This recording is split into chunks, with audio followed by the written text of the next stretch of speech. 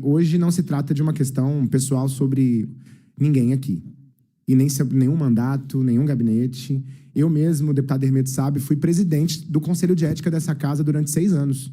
Então, até o final do ano passado, eu era o presidente do Conselho de Ética, porque o Conselho de Ética estava inserido na Comissão de Direitos Humanos da Câmara Legislativa, historicamente, e nenhum processo disciplinar tramitou lá.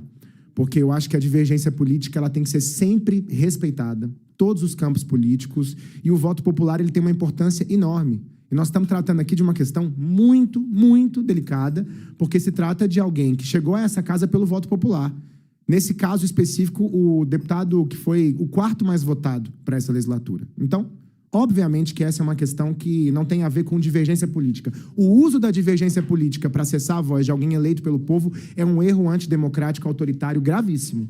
Então, eu parto desse pressuposto e eu falo isso com muita tranquilidade, porque eu tive 6 anos à frente do Conselho de Ética e nunca utilizei, nunca dei entrevista, nunca trabalhei estando à frente do Conselho de Ética, senão respeitando a pluralidade política que essa casa tem que ter e deve ter sempre. E é a minha defesa em todos os casos.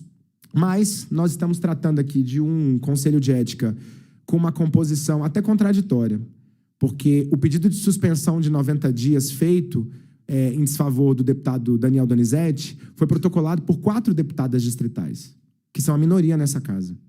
A deputada Paula Belmonte, a deputada Jaqueline, a deputada Deise e a deputada doutora Jane, e que também não estão compondo esse conselho. São as mulheres dessa casa dando voz às mulheres denunciantes. Isso que é tão difícil do ponto de vista criminal, do ponto de vista administrativo. As mulheres, historicamente, sofrem muito nos locais de trabalho, nos locais privados, seja nas condições salariais, seja nas condições de inserção, seja na capacidade de crescer no trabalho e, talvez, uma das piores violências sofridas pelas mulheres seja o assédio sexual e outras violências decorrentes do assédio sexual.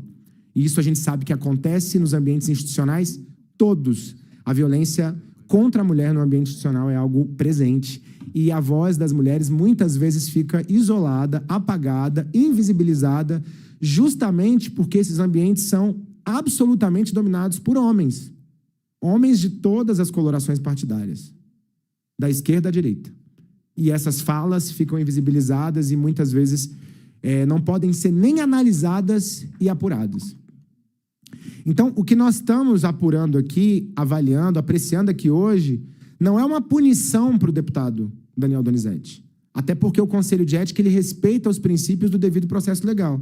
O que nós estamos analisando aqui hoje é a abertura ou não de um procedimento ético. Então, que fique claro aqui.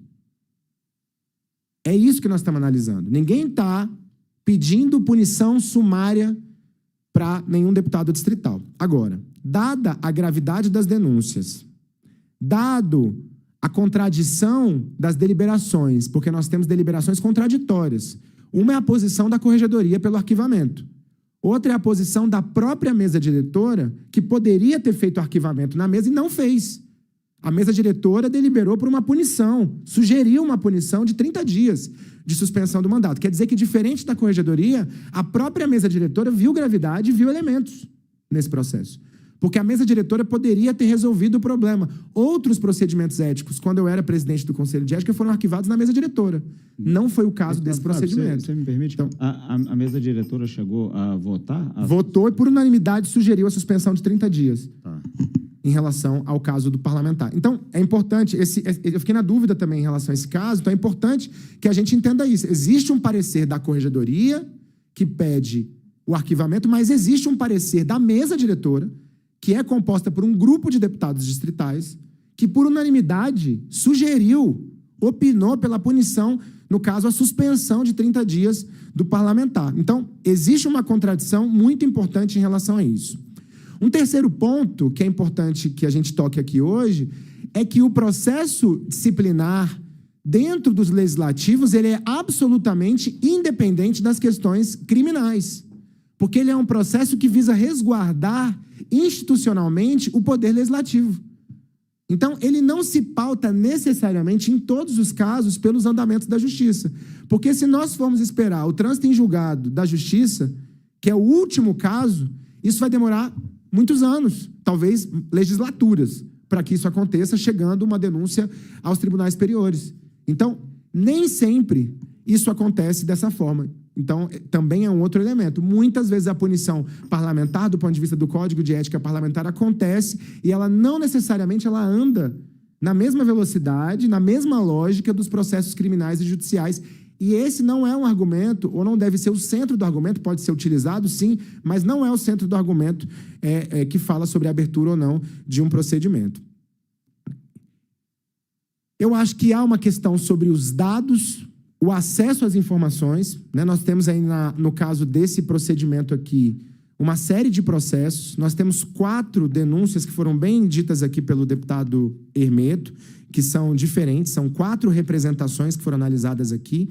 A última, inclusive, muito televisionada, que foi o caso da Blitz, onde o parlamentar foi parado, né? E teve uma postura específica lá, que tem que ser analisada em relação à própria instituição da Polícia Militar, se eu não me engano, que fazia, enfim, teve todo um cenário que foi amplamente noticiado, denúncias gravíssimas que nós temos aqui, no caso, e o acesso à informação foi limitado. Alguns dos processos, por exemplo, nós recebemos hoje, tivemos acesso hoje. Então, é impossível construir juízo de valor se a gente teve acesso ao processo hoje. Me parece que nós não podemos arquivar de forma sumária esse procedimento no dia de hoje. Pela falta de conhecimento público sobre as informações, pela falta de conhecimento dos próprios parlamentares sobre as informações, pela gravidade, especialmente por isso, pela gravidade das denúncias que foram feitas, pela voz das mulheres. E, por último, porque nós não estamos avaliando aqui, nesse momento, seja nesse momento ou no posterior, que será convocado pelo presidente do Conselho de Ética, nós não estamos avaliando uma punição sumária também para o parlamentar, mas nós estamos avaliando a abertura de processo, onde ele vai ter prazo para defesa, onde a gente vai poder ouvir as testemunhas de cada um dos casos que estão colocados aqui. Então, nesse sentido, e com todas as dificuldades que nós já apresentamos aqui, em respeito ao requerimento, a representação feita pelas 4 parlamentares mulheres da Câmara Legislativa do Distrito Federal, deputada Jaqueline, deputada doutora Jane, deputada Paula Belmonte, deputada Deise Amarillo, que foi feita a essa casa.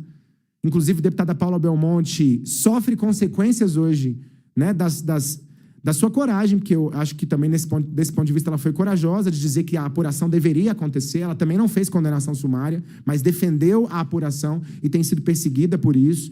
Eu acho que essa casa não pode tomar essa decisão a toque de caixa e o Conselho de Ética também não pode tomar essa decisão. Lamento muito que a gente tenha que reunir o Conselho de Ética da Câmara Legislativa, porque eu acho que a gente tem que garantir o debate de ideias, plural. É ruim reunir o Conselho de Ética para tratar um tema como esse, mas eu não acho que nós temos que arquivar isso de forma sumária hoje. Portanto, eu queria pedir a Vossa Excelência vistas do processo para que a gente possa fazer uma análise mais detalhada sobre ele e voltar numa próxima reunião para fazer uma discussão que eu acho que com mais legitimidade para que a Casa tome uma deliberação sobre o tema, adiantando aqui a gravidade dos fatos que foram relatados que a gente tomou conhecimento até aqui. Obrigado, presidente. Obrigado, deputado.